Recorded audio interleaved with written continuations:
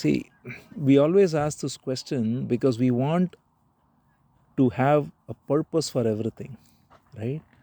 But actually speaking, if you look at the universe itself, it is just purposeless beauty. That's all. Why should there be any purpose for anything at all, right? See, when a flower blooms, why does the flower bloom, right? If we ask the, so if we, our, the, the question itself comes only because of the standpoint of separating ourselves from what is and saying why is this happening, right? Who the question itself comes from that separation. Yes. Otherwise, who can even ask the question, right? Everything If is everything is as one, it there's is. There is nothing no, to talk. see that's the thing, right? So the, our speculation on the purpose of the world, purpose of the universe is all because we think again that there has to be a logical reason, and that's because we think we are separating ourselves through thought into an entity which is looking for these answers. Actually speaking, there is no need for any purpose for anything, right? Life is just, it's like a, it's like a musical, you know, when you listen to a music, the music is its own purpose, right? There is no time bound purpose for a beautiful piece of music, right? Same way a baby is its own purpose, or this flower is its own purpose, you know, there is no Yeah. But I think the struggle maybe here is yeah, why scriptures are there to tell you so many things about a simple truth, right? That's one question. The other is, if you take Viveka Chudamani, human birth is very rare. It is out of your punya that you are given this birth, and the purpose is to realize. So purpose is defined in many of the scriptures, and when we say it's purposeless, I see your point, but I think still not everybody at the same level. Therefore, those are really required. I'm thinking which is really required, the scriptures you mean, or some the, guidance to yeah, pull you out of things you are busy with, yeah, to shift focus to something that is deeper, more subtle, which needs your, and right. then eventually you may have to drop it. No, I think both are completely consistent. See, it's not that, see the this division that we have as me happens perhaps in all living entities, right? Because even other living entities we see, they have, because of whether it's survival reasons or other reasons, they have a body consciousness, right? But it's probably because you read about it, you know, like a chimpanzee will kill a chimpanzee of another tribe, you know, things like that. So this kind of this idea of whatever humans are doing, it's actually, you can see it happening even in animals, right? Like one human, you would think, why is one human killing another human, right? It doesn't make any sense, right? But we do it because that is almost like a, there are so many perhaps biological reasons for it, all the rest, right? So this is programmed in a sense in all of us. And then, but when you come to the human expression, there is finally the possibility of transcending it, this body consciousness. So that is why Viveka Chudamani or other works, perhaps, you know, they certainly point this out. Like they say Manushyatvam, Mumukshutvam, Sadhu Sangatvam, right? That's what it says. Right. So Manushyatvam is first rare because you get the ability to inquire Inquire. and contemplate. Right. Otherwise, if you are a beast, you are just going through survival, reproduction, caught in the body, fighting, mating, and that's all, right? So there is an ability to be free of the sense of me only in the human. So that's why Manushyatvam. And Mumukshutvam is even rarer, that's why it's said. Because then, even among humans, 8 billion humans, how many people come to this question even? And then the third, which is even rarer, that's why it says Sadhu Sangatvam. Then we get company, we inquire together, we be in satsang, we read together. So that's very true. Those are all there. But what is the purpose of all of that? Is to recognize the purposeless beauty of the divine, right? So that's all. it's a very, let's say it's a paradox. Purpose to go into purposeless The purpose of existence. when we divide ourselves into me, the me is always looking for a time bound purpose, Right. right? Whereas the purpose here is not time bound, it is eternal. So whenever we ask the question purpose, we are always bringing in time, right? What is the purpose? What will come out of this? Why is this? What is the, so that purpose is the product of the ego. But the eternal purpose is the beauty of isness. And the beauty of isness is its own purpose. It's not that, so we can use the word purposeless only in the sense that it is not a time bound purpose, but it is beautiful, and beauty is its own purpose, right? So that's why our scriptures also say Satyam Shivam Sundaram, right? So beauty is truth, auspicious and beautiful. Satyam Shivam Sundaram. So that has got no time bound purpose, right? A flower has no time bound purpose. Its beauty is just what is, right? A baby's beauty is what is. A river's beauty is what is, right? And same with the human body, everything, right? It's like we are, if you look at the miracle of what human body does, the seeing, the hearing, the talking, it's its own purpose, right? So then when you recognize the purpose is just the beingness of what expresses itself. So it is not that it is void, it is not that it is nihilistic, like they say, many people say, oh, what is the purpose? Let me just, people will even, there are many in the West especially, there is a school of thought which becomes very depressed because of this, because the mind is looking for a purpose in time. And if you really look at it logically, there is no purpose in time, right? Where is, like, we were all humans, came into existence perhaps 1,000,000 years ago, give or take, and who knows how long the species will last. Earth itself, like, I have a friend who is into physics, and he says everything is going to go one day, because even the sun is going to collapse one day, right? So if you look at the ultimate, like, really, if you stretch time out, everything will be gone, right? So if you project purpose in time, there is ultimately no purpose. But if you go to the timeless, it's purposeful now, right? It's beautiful now, that's all. That beauty of what is, if you don't move away from this moment and just be as is, that is its own beauty, and that is the purpose, right? And that is what Upanishads point to, or that is what the sages point to, is when anyone awakens to this timeless nature of being, then that brings about a totally different dimension, right? And that is the purpose. So yeah. And is it okay to assume that the awakening is beginning at the intellect level, to decondition from all the things we do, the colors we give to make meaning out of things, is all relative, and we are trying to decondition from that to go to that purposeless experience of just existence, right? So I thought we start with intellect, and then we transcend intellect. So the real awakening, is it happening after we transcend intellect, or is it at the... No, actually, see, it's who is transcending the intellect?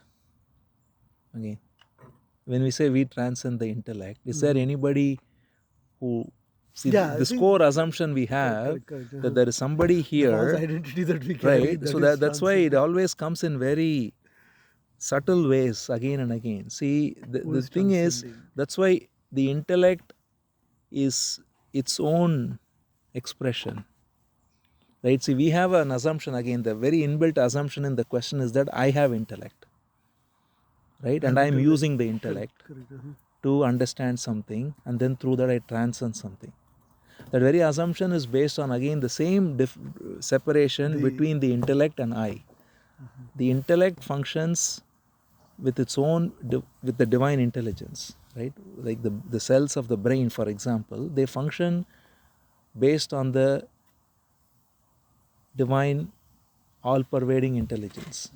There is nobody separate from that to say, I am having the intellect, then I am going to transcend the intellect. All of that is built on the core false assumption. So that's why if you look at it carefully, that's why intellectual understanding is not having any role in this except to recognize that it is not My needed at all. intellect. Okay. It's not needed at all. So it's just a sense of being free of this false me, that's all, right? The false me will never be understood by the intellect, right? Because the intellect creates the false me. And then we think I can use the intellect and all the rest. But if you really carefully look at it, there is no me separate from the body or the mind or the intellect or any. All of these are happening perfectly. And what makes it happen is what we can call as Ishvara, right? Or Bhagavan, whatever term we use. That intelligence that is pervading the whole universe is what is pervading all these bodies and everything. And that hacks on its own. So that's why we use the word surrender also, right? So surrender means again to recognize that I'm not doing anything here. There is no me. Everything is done by Bhagavan. You can put it that way. There is another example also, right? They say that on the burning fire, Yeah. you use a stick to Correct. fire it, I mean, and then you drop it. Drop into that too, yeah. Drop that too. That is the example given is for the question, who am I? See, the question, who am I, is another thought. Right. That thought negates all the other identification and then it also burns, yeah. We need the map until we reach the destination. Then you don't need that anymore. But still, you See, but the point, yes, but that's only in the realm of time, right? Here there is no going anywhere. That is the core delusion we have, right? See, there is no map to get anywhere. So there is no distance. There is no distance. See, we are already, this is divine. See, it's like a very simple direct pointer is that this is divine. Correct. Like this moment Right is an now. expression right now. This is divine. So where will you go to find divine? We are already here.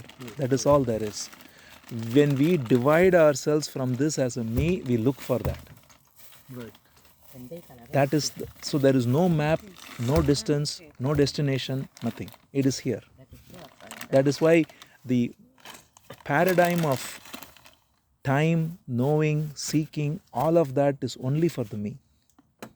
That's why this question is so subtle, right? When you say, who am I? The question is only to negate that very idea of time, map, all of that. Just nothing. It's here. That's it. Like, that's why, the classic example given is how you wear a necklace and you're looking for the necklace, right? In scriptures, they call it Kanta Abharanam. Abharanam is simple. In Telugu also is same, right? Neck is Kanta Abharanam. That's why Shiva is called Neelakantha, right? So Kanta means neck and Abharanam. So you are looking, many people do that, right? Like today, it's a better example now. Even I have done it. Like I'm sure, like you wear glasses and you're looking for glasses sometimes. See? Either here or Yeah, here and wearing only. See, it's better than even here. That means you are seeing through the glass for the glass, which is a better example. They didn't have glasses those days. Otherwise, they would have said this is a better example than even necklace. Because necklace, you are not using the necklace to search for the necklace. Here, you are literally using the glass to search for the glass. That's what we do. We are looking for truth through truth.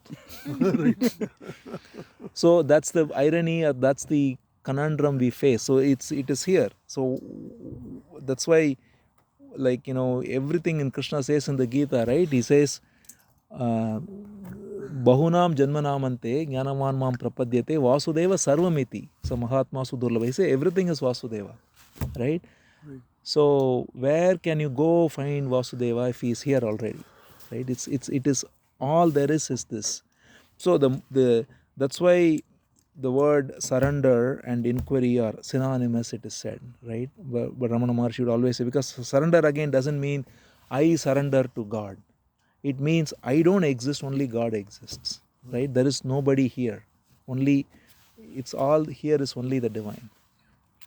We use, that's many people, because of conditioning again, they think surrender means I submit to a higher authority, right? And that creates a duality again. That's not what Ramana Maharshi points to.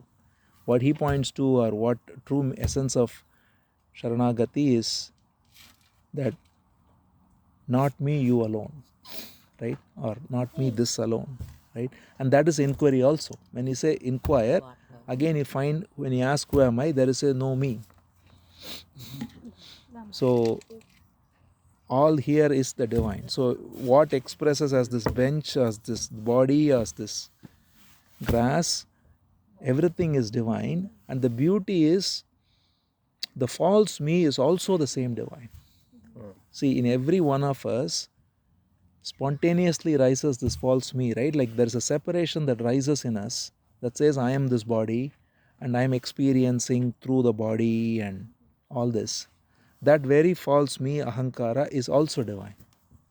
So when you recognize that, then there is nobody left anymore. Because even the very me is, it's not that we try to fight the me or end the me even. Correct. We just say the me Recognize is, that also that is is also the divine. same. And when that is seen clearly, then there is no struggle with it, right? It's not, it doesn't have the same charge anymore. When you are seeing something, the me separates itself and wants to, either it's getting upset or this or that, there is an awareness that that very separation is also happening spontaneously. I am not doing it, right? So let's say you're blocked in traffic and then something there is an irritation, let's say it rises, right? There is a separation from what is, that is projecting as me, that's, let's say, then you recognize that that very me that's rising is also the same expression. Right. It's not that I am getting irritated, it is the same divine energy. And when that recognition, awareness comes about, in that very recognition, the irritation dissolves, right? The anger dissolves, whatever it might be, the suffering. So everything is divine, including the me. So it's not about even ending the me, because the only thing that wants to end the me is the me. And in that, there is again duality. It is by recognizing that there is no me. The appearance of me is also an expression of the same energy. And it happens in every child. You see, every child, like, when you see the children are, that's why I'm looking at you. The child grows and the me develops, right? And then at some point, the me is well formed. It happens in every culture. It doesn't matter. Correct. Yeah. Every religion, every culture, every nation. So it's a very natural process which creates the ignorance. And then that's why this Viveka Chudamani and all you pointed out is very true, because the possibility of seeing that as false is apparently only in a human birth. Right. That's all. I just There is no time when the realization is not there, right? Because as we said, even when the identification is caught in me, it is also the divine playing that way.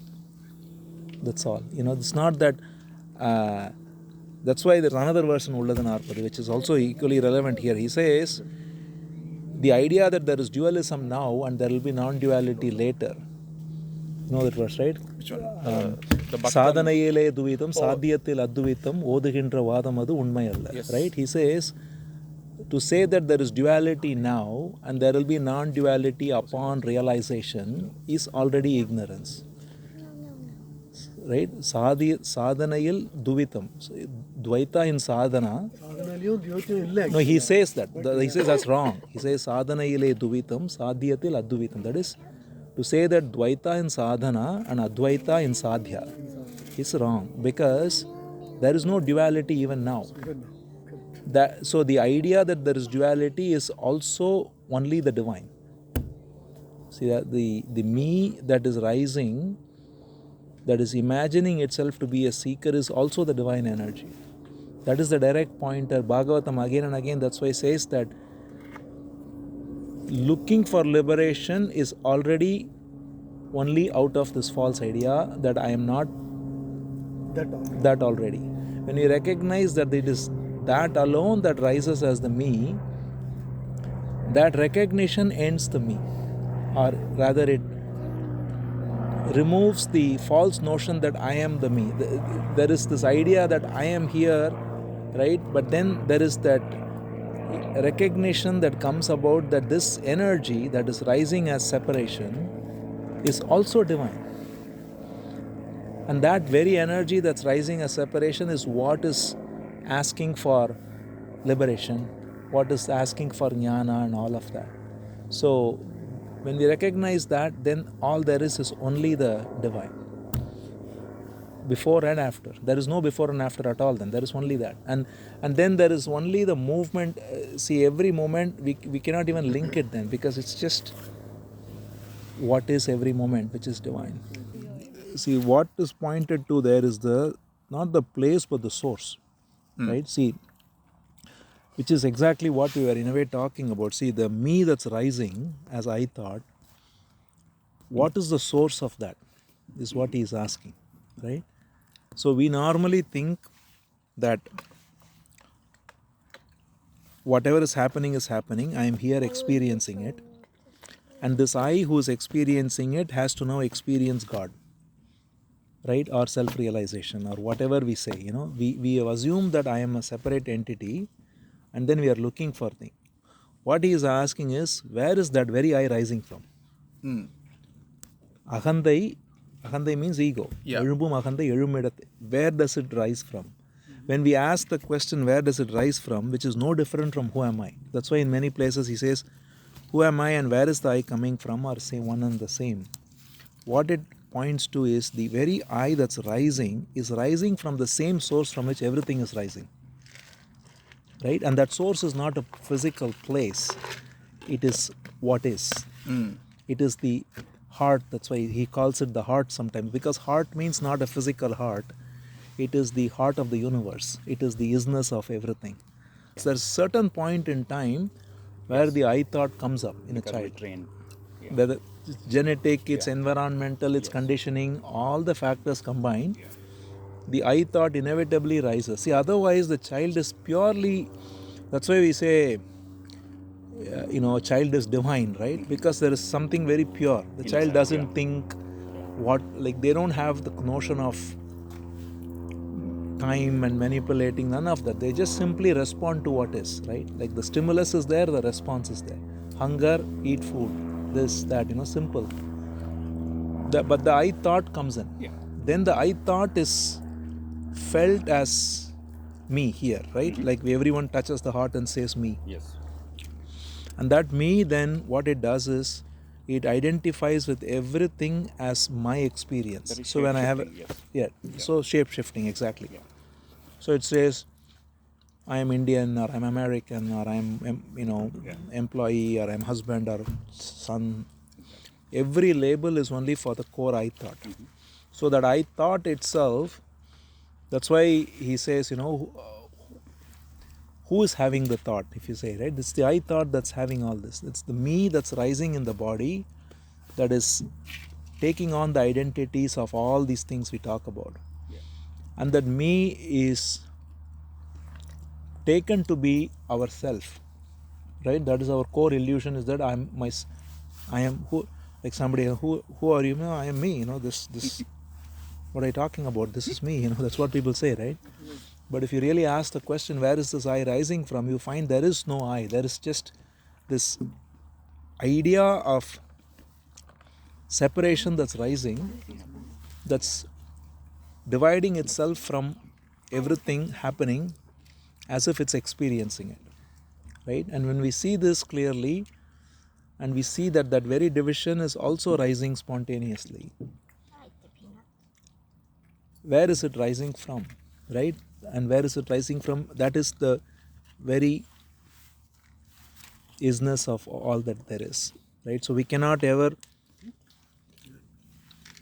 that is what is being free of the me, right? When we ask that question and stay with it, we realize that the very me that's rising is also rising spontaneously. And where it's coming from, that source is the source of everything. And that source is all there is. So then the very seeker who looks for the source vanishes. See, when we say Hridaya, at least whenever Ramana Maharshi refers to that, for example, he refers to the beingness of all that there is, right? So he uses the word, for example, in Tamil he uses the word Ulladu. Ulladu means that which is, right? It is not the intellect or the physical heart he is referring to, right? It is the universal isness of that which is. Field of consciousness. I could say, every word is again, but just what is, it's like what is now, right? Like we have all this beautiful trees and flowers and all of us here and everything. What is it an expression of, right? So it's not anything personal.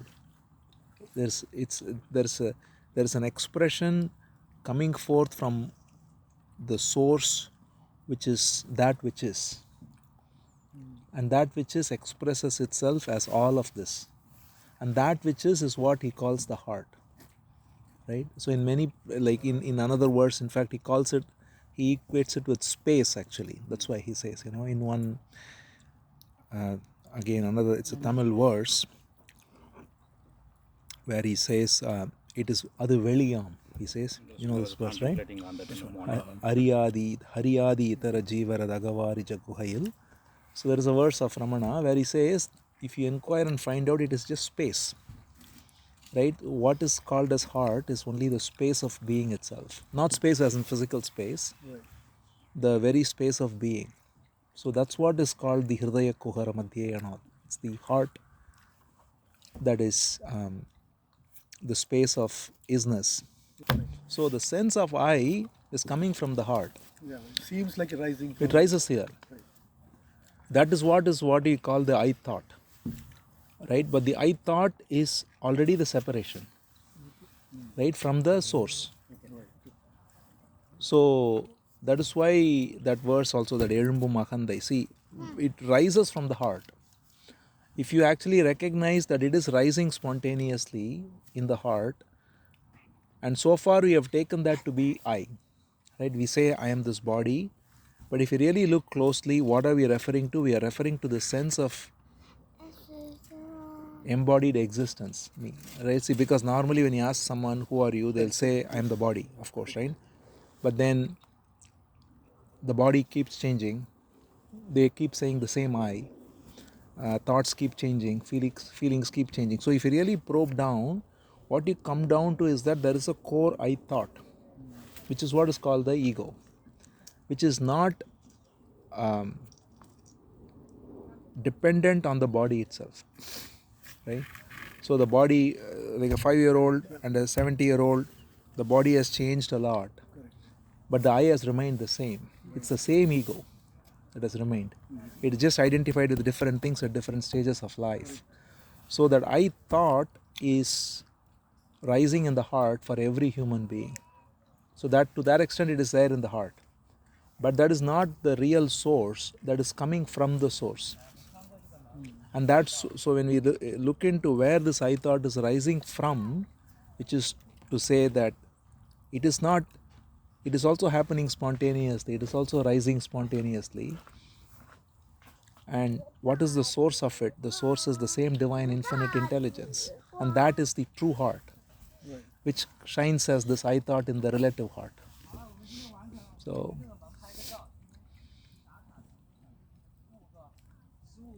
that is why he makes a distinction also between Ulladu and Ulla Unarvu. In first line, Ulladala Ulla Unarvu Ulladu. See, Ulla Unarvu is the I thought that comes up. But it is coming from the Ulladu, which is that which is. So that which is comes forth as the I thought. I thought. And therefore everybody says I exist, right? I am this body, whatever. But if you really look carefully, the existence as I associated with the body is itself only something that rises and falls. Correct. So it's not there in deep sleep. Right. For it's a child doesn't have it, as we saw. Even we don't have it in deep sleep. It comes up, it goes. So where is it coming from? Where does it subside into? That is the real source of everything. And that source can never be known. That's why he says in the same verse that to know it is to be it. We cannot know it. See? How does it end? உள்ளத்தே உள்ளபடி உள்ளதே உள்ளல் உணர்வாயே. So to be that is to know it. You can never know it. You can never, many people, that's why, when they read, there is a key distinction between what Ramana Maharshi points to and many people who, the traditional Vedanta Marga, they think they can know it. There is a certain tendency, though real pointer is only this. The same pointer is what Shankara gives also. But I've noticed that's why he says in that verse again, that work is like everything in it. He says, that's why do not ever say that I am that. He's instead find out who is the I that says that. See, if we say I am that, I am Brahman or I am this, we are still identifying with a certain sense as me and saying I am asserting that I am that, right? But that is not, he says, that is not true vichara. True vichara, true inquiry is to lose the I in that. See, all of this is ultimately very simple. That's why, see, we if you really look at it, that's why we say,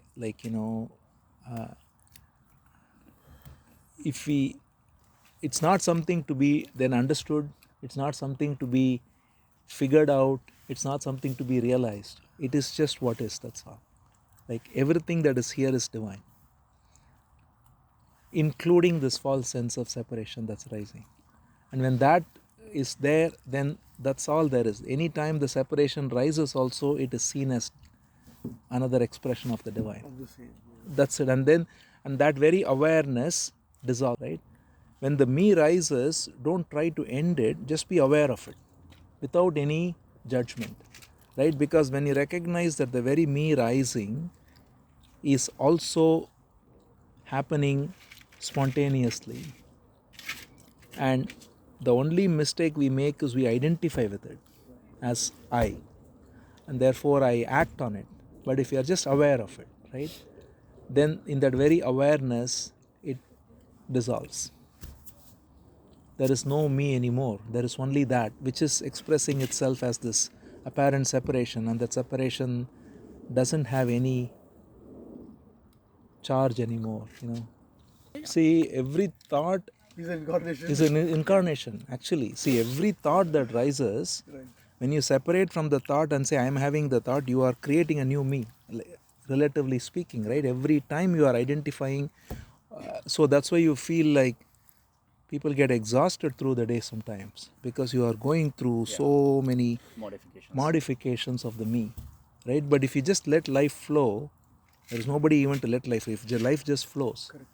right, then there is no resistance. Just to take this example of Ramana Maharshi, he didn't come to this through Shastra. He came to this directly through the recognition that the me went away, right?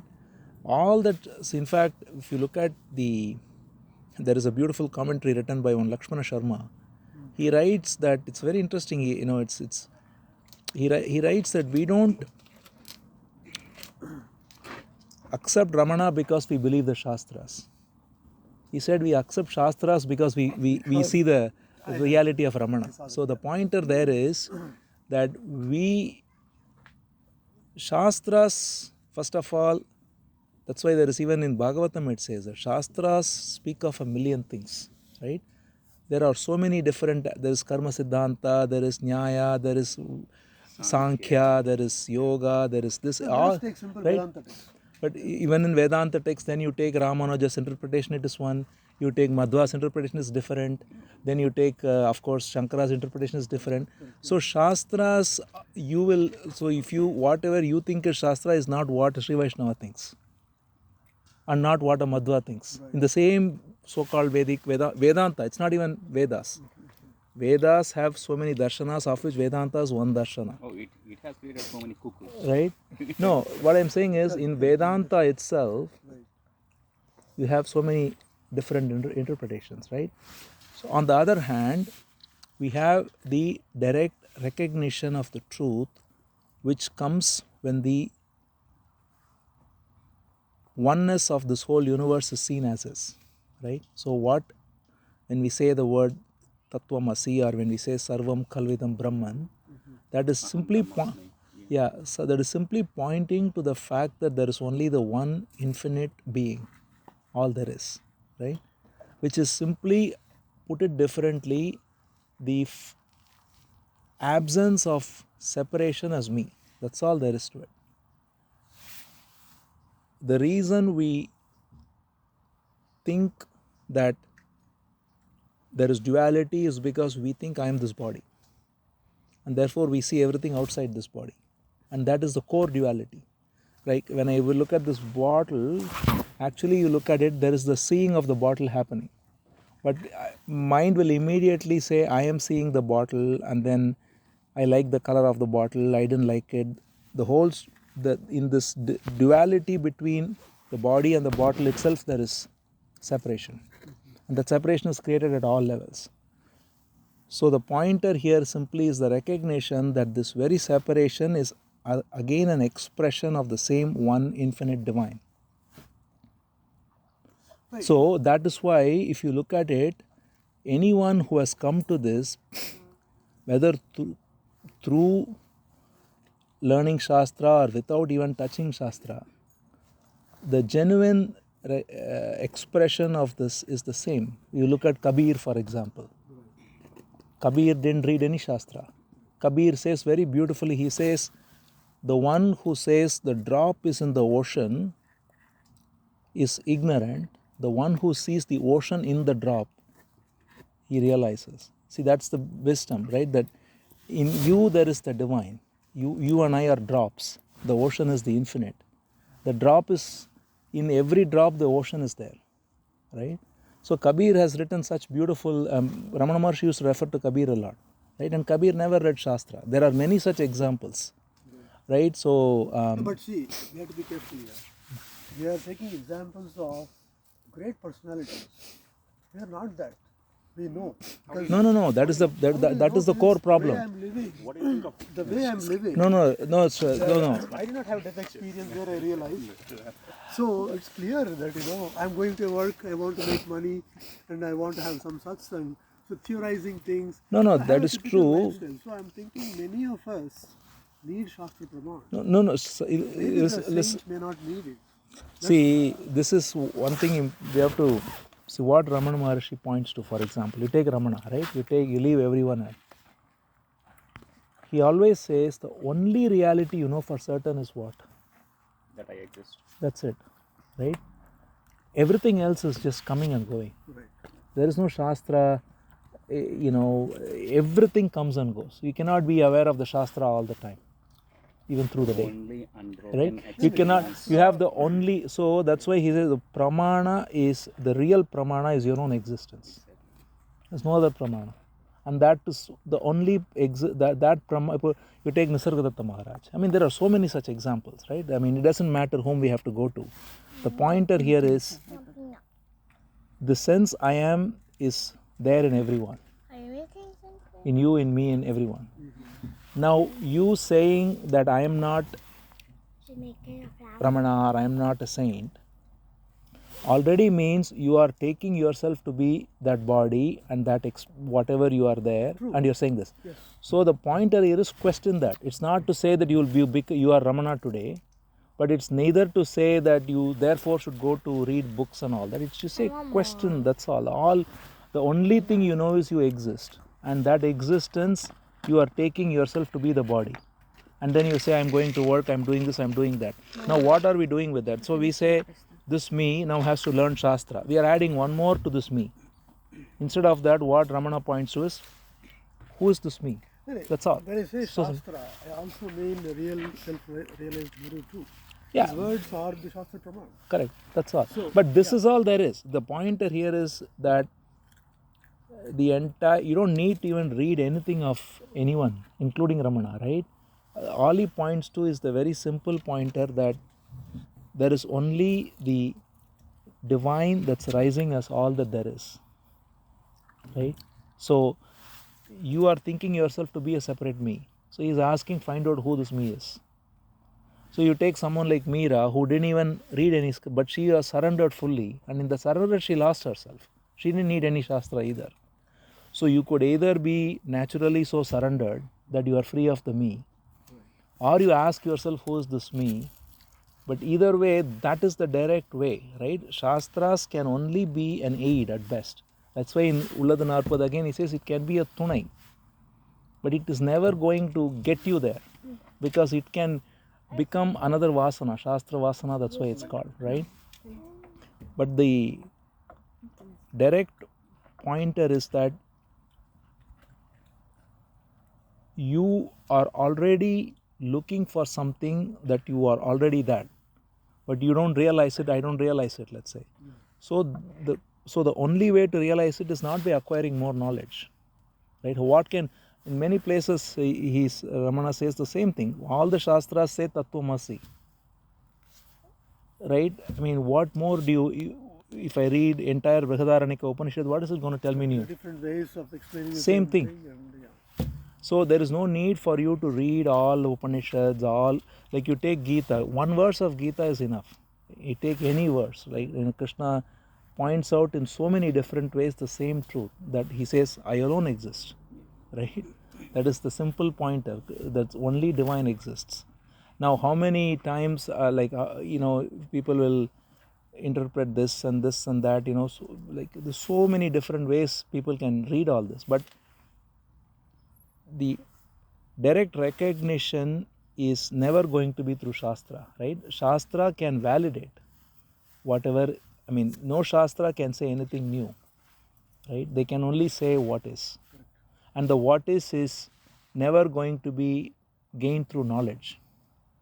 It is a direct expression of your own being, right? So you take any, I mean, it's not a question of, therefore, the moment you admit that, right, like the moment you say that I need Shastra, let's say, right, I am not Ramana, therefore I need Shastra, we have actually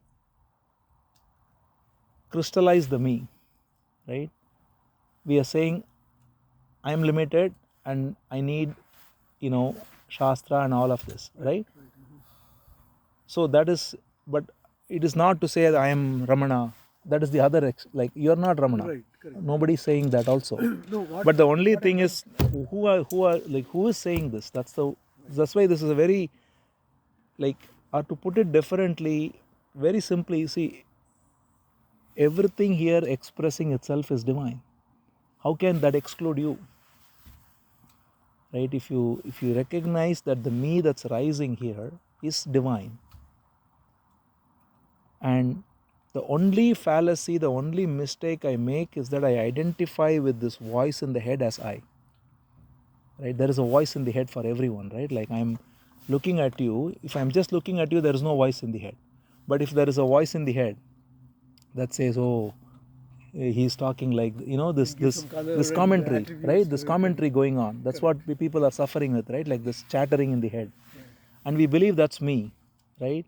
And when we recognize that that voice in the head is also just another thought or another energy that's expressing itself, which is also divine, but it is causing the ignorance. And when we recognize that, in the very recognition, it falls away. Right? Like Ramakrishna used to give a nice example, like, like they would say in the village, people would come wearing the mask of a bear or something. And people are afraid. The moment you say, oh, you are only wearing a mask, then the bear will not frighten anymore. Just recognizing the bear as a mask is all that's needed. Not that the bear has to be removed or it has to be killed or anything, right? So that the mask that you are identifying with as me is the false I. And so the direct pointer of any great sage is to recognize the falsity of it, that you are not that, there is no separate you there.